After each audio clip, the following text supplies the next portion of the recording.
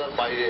ফলে এই আওয়ামী লীগ ক্ষমতাসীন এবং তাদের বিরুদ্ধে নির্বাচনে আওয়ামী লীগকে কি চ্যালেঞ্জে পড়তে, আওয়ামী লীগ যেমন বলছে যে বিএনপি আসলে একটা চ্যালেঞ্জ হতে পারে, বিএনপি এরকম চ্যালেঞ্জ মনে করে কিনা? আমরা এখন চ্যালেঞ্জ মনে করি না। দেশের মানুষ এতই অসন্তুষ্ট এই সরকারের উপরে, এতই অনাস্থা, দেশের মানুষ বিএনপিকে ভোট দেওয়ার জন্য অধীর আগ্রহে অপেক্ষা করছে। তো বিএনপি সবসময় জনগণের কাছে থাকে, জনগণের পাশে থাকে, জনগণকে নিয়ে দেশের কাজ করে।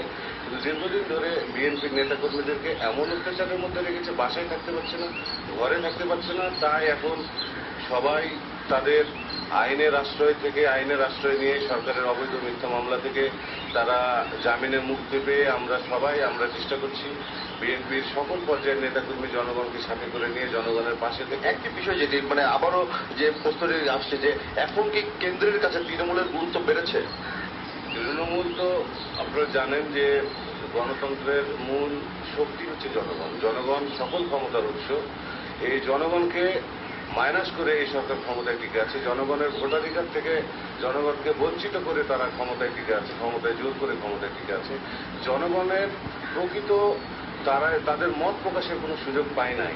তাই জনগণ তারা চায় যে দেশের কাজ করার জন্য, দেশের মানুষের দেশের জন্য করবে, দেশের জন্য ট্যাক্স দিবে, দেশের জন্য সবকিছু করবে। আর হচ্ছে যে দেশের তাদের নিজস্ব পছন্দের প্রতিনিধি পছন্দ করতে পারবে না, এটা জনগণ চায়। সুযোগটা এবার বিএনপি চায়। আপনার কাছে ধন্যবাদ আপনাকে। আমি